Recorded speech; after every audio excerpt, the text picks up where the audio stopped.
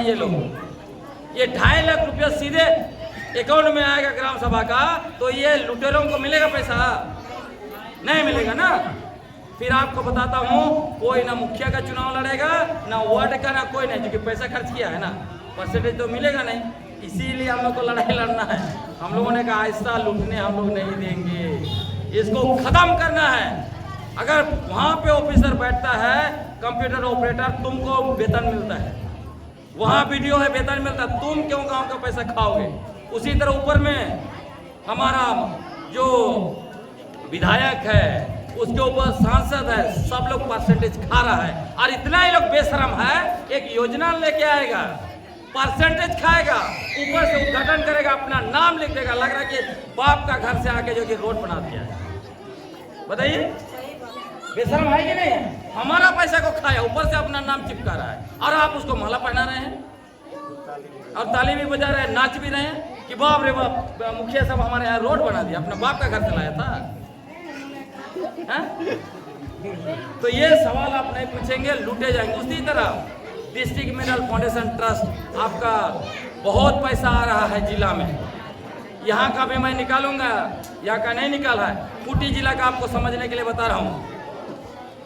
District mineral foundation trust मतलब जो खनिज संपदा है, उसमें से जो पैसा आ रहा है वो ग्राम सभा को मिलना है। खूंटी का डीसी क्या कर रहा है आपको पता है? 33 लाख रुपए से खूंटी जिला का टाउन में ट्रैफिक लाइट जो लाल और हरा होता है, देखे है ना, उसमें 33 लाख खर्च कर, वहां पर 43 लाख में जिम बना दिया है। खूंटी के लोग जिम कर रहे हैं, बताइए, गांव का आदमी जिम करेगा? शहर में बैठ गया, उसके लिए जिम खोल दिया है। वहां पे सीआरपीएफ के में 4 लाख रुपया दे दिया, किसके लिए? टॉयलेट बनाने के लिए, और गांव में टॉयलेट नहीं है। पूरा का पूरा लूट। बोकारो में जाइएगा तो 10 करोड़, थोड़ा मोड़ा नहीं, 10 करोड़ रुपया सरकारी विज्ञापन में खर्च कर दिया बोकारो का डीसी। इतना भयानक लूट। और एक स्कूल इतना बड़ा का कलर पोताई में जानते हैं कितना? 4 करोड़ रुपया खर्च किया। एक छोटा सा स्कूल का कलर लगाने में 4 करोड़, और उतना में तो नया स्कूल बन जाएगा 4 करोड़, उतना मिलती। मतलब इतना भयानक लोग लूट रहा है हमारा पैसा को। इसीलिए लोग नहीं चाहता है कि ग्राम सभा जो है कि मजबूत हो, कार्यकारिणी समिति बने, है ना। इसीलिए मैं कह रहा हूँ, जैसे आप कार्यकारिणी समिति बनाइएगा, देखिएगा हलचल पैदा हो जाएगा। और ये जो ग्राम सभा जो बनेगा, कार्यकारिणी बनेगा, तो उससे क्या क्या और होने वाला है? पेशा कानून, थोड़ा सा उदाहरण के साथ समझाता हूँ थोड़ा देर में। हम लोगों ने पेशा आंदोलन में ये लोग जानबूझ के जिस तरह से दिगुओं का पंचायत व्यवस्था है उसी को थोपना चाहा, और हमारा पुरखों का पारंपरिक स्वशासन व्यवस्था को साइड करना चाहा, तो इसी को काउंटर करने के लिए हम लोग भी खेल खेले। इन लोगों का ये सारे चीजों को निकाल दिया कि आप बिना कार्यकारिणी का कैसे बना सकते हो। अरे लोग कह रहे हैं कि नियमावली आज लागू करेंगे, कल परसों नसो। हम लोग भी स्मार्ट गेम खेले। हम लोगों ने खूंटी का ज्यूरी में कार्यकारिणी समिति बना दिया। अब हमारे पारंपरिक स्वशासन व्यवस्था को ये लोग बदनाम जो किया था, उसको खत्म करने के लिए हम लोग भी स्मार्ट खेल खेले। क्योंकि ये लोग कैसे बदनाम किया था? बोल रहा था कि ये पारंपरिक है, इनका एक मुंडा शुरू से है, उसका बेटा बेटा पोता बनेगा और दूसरा नहीं बनेगा, काबिल लोग नहीं है बोलते। दूसरा, इस व्यवस्था में पारंपरिक स्वशासन व्यवस्था महिला लोग नहीं है बोलता है। तीसरा, युवा लोग के लिए कोई जगह नहीं है। तब हम लोग, और उसके अलावा चौथा, लोकतांत्रिक व्यवस्था नहीं है, वो न्याय के विरोधी है। तब हम लोगों ने ज्यूरी मॉडल क्रिएट किया। उसमें क्या क्या किया उसमें आप देख लीजिए, बढ़िया से बता रहा हूँ। उसमें पारंपरिक हाथू मुंडा को अध्यक्ष बना दिया, महिला जो तेज तरार बोलने वाली है उसको उपाध्यक्ष बना दिया, एक महिला पढ़ी लिखी है उसको कोषाध्यक्ष बना दिया, एक युवा को उप कोषाध्यक्ष बना दिया, एक वहाँ युवा को जो है कि सचिव बना दिया, चूंकि पारंपरिक सचिव नहीं था। पहाड़ को भी डाल दिया। इस तरह से 5-6 महिलाओं को डाला, पढ़े लिखे युवाओं को डाला, बुजुर्गों को डाला, सबका मिलके बढ़िया कार्यकारिणी समिति बन गई। उसके बाद लेटर पैड बनाया गया और लेटर पैड में लिख दिया गया डीसी को, गवर्नर को और मुख्यमंत्री को भी लिख दिया गया कि अमुक अमुक तारीख को ज्यूरी पारंपरिक ग्राम सभा का कार्यकारिणी समिति बनाया।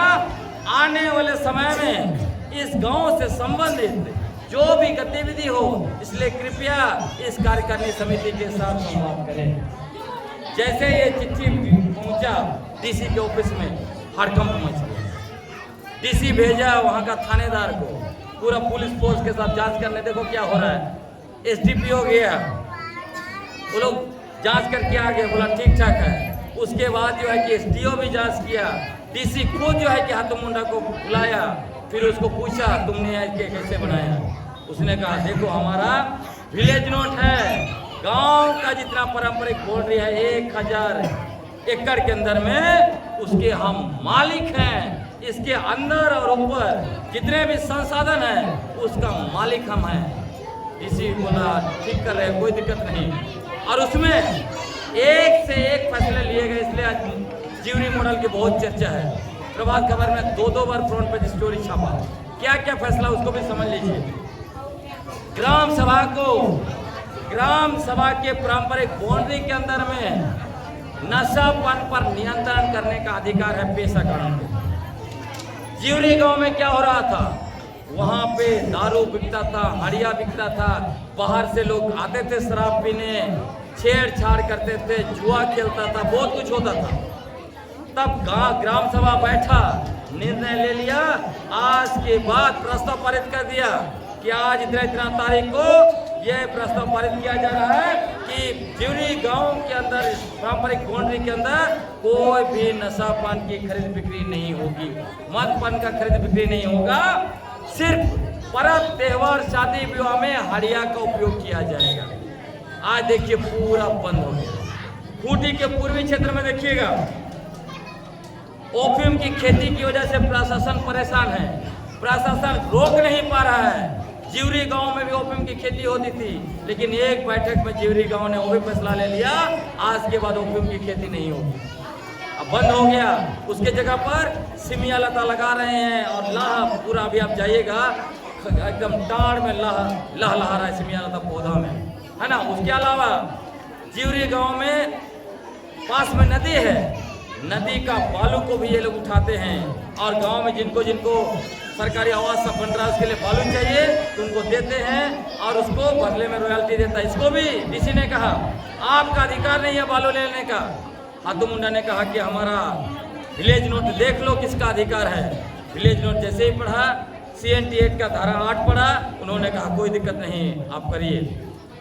तो आप सोचिए इतना बड़ा बड़ा अधिकार, मतलब बड़ा बड़ा काम जिवरी ने किया। और अभी कुछ बाहरी दूसरे संस्थान भी आप जिवरी को सपोर्ट कर रहे हैं। एक संस्था ने उनको क्या कर दिया, व्यवस्था किया और गांव की ही 2 महिलाओं को नौकरी दे रहे 6-6 हज़ार पर।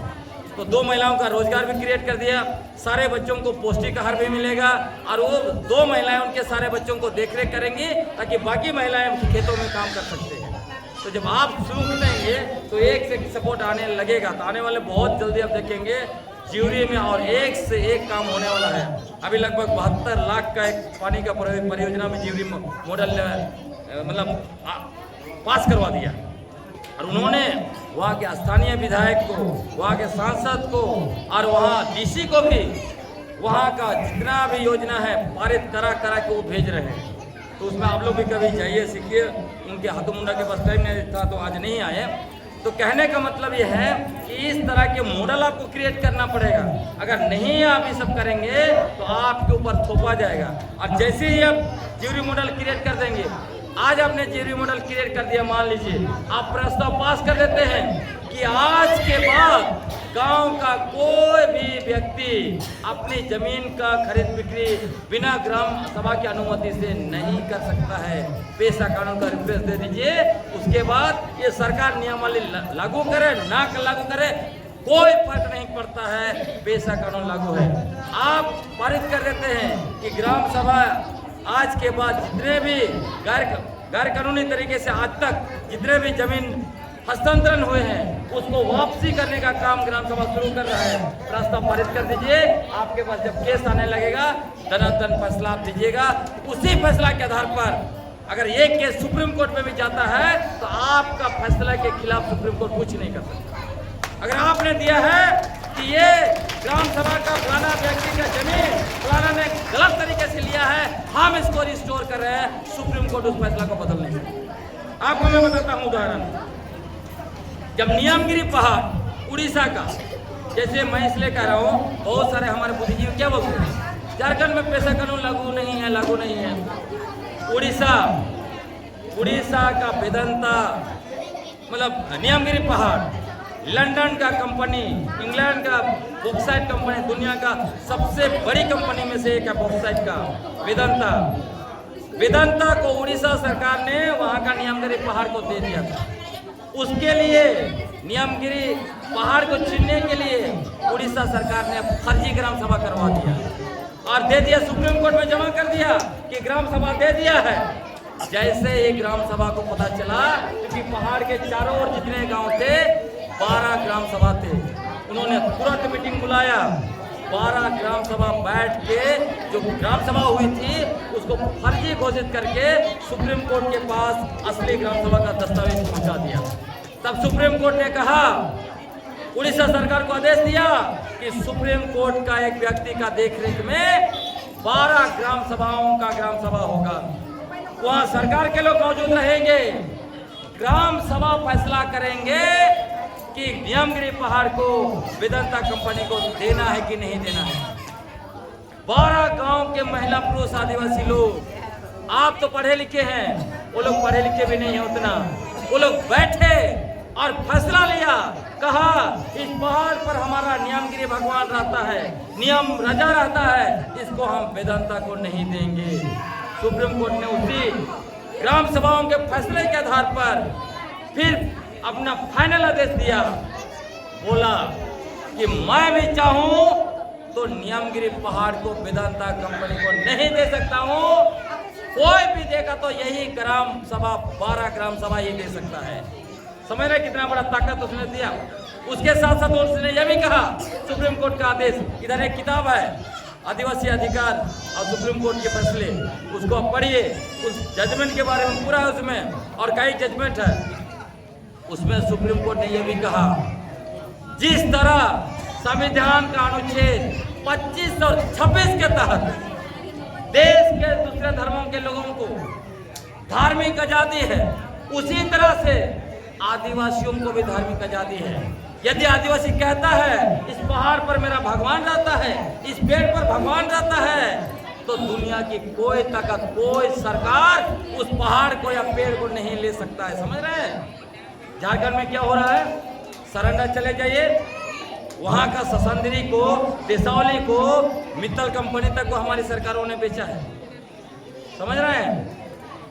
हमारा सरना मसना जहेतन, मैंने आपको कहा लैंड बैंक सबको दे दिया, बताइए लैंड बैंक भले सरकार बना दिया, लेकिन ये ग्राम सभा के अंदर में जैसे ही कार्यकारिणी बना के आप फैसला ले लीजिएगा, उसमें सीधा आप फैसला लेना है कि इस गांव का सीमाना के अंदर में जितना भी प्रति जमीन है, सारा प्रति जमीन ग्राम सभा की है, और ग्राम सभा की अनुमति के बगैर कोई भी सरकार या व्यक्ति उसको हस्तांतरण नहीं कर सकता है। देखिए, जब ग्राम सभा में आपने एक बार पारित कर दिया, कोई ताकत नहीं है, Jharkhand high court, supreme court का भी ताकत नहीं है कि आपका ग्राम सभा का वो जमीन को ले। अभी जानते हैं, अभी भी सरकार स्कूल भी बनाती है ना, आपके गांव में या कहीं भी ग्राम सभा से पूछा जाता है, लेकिन आप लोगों को पता क्यों नहीं चलता? आपने जिस मुखिया को चुना है, वार्ड को चुना है, ये लोग धोखेबाज लोग हैं, आपके सामने कह रहा हूँ। ये लोग सौदा करते हैं सरकार के साथ, और आपका झूठा रजिस्टर में साइन करके सरकार को दे रहे हैं। इसलिए बिल्कुल सावधान रहिए, जिसको आप लोग वोट देते हैं दारू हाड़िया पीकर, ये आपका जमीन, जंगल, नदी, पानी, खनिज संपदा सबका सौदा करता है। अभी सरकार जितना भी बालू का जो लीज कर रहा है, अंत में उनको आपसे पूछने के लिए आना पड़ेगा। जहाँ जहाँ नदी है, उस टाइम में भी यही मुखिया लोग, यही वार्ड सदस्य लोग, ये लोग सौदा करेंगे आपका जो है कि ये बालू माफिया के साथ में, और जो जो आवाज उठाएंगे उनको धमकी भी दिलाएंगे, देखिएगा। और इन्हीं लोग की वजह से सब कुछ लूट हो रहा है। इसलिए आज आप गांव में जितना भी चीजें बन रही है आप सीधा आरटीआई ठोकिए, ये सारे मुखिया और व्हाट्सएप फंस जाए।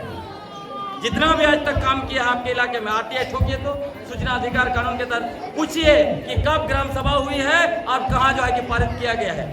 मैं ये भी सुना हूँ, ये लोग क्या बोलता है, व्हाट लोग बोलता है ये तो हमारा है ना योजना है, ग्राम सभा थोड़ी पारित करेगा।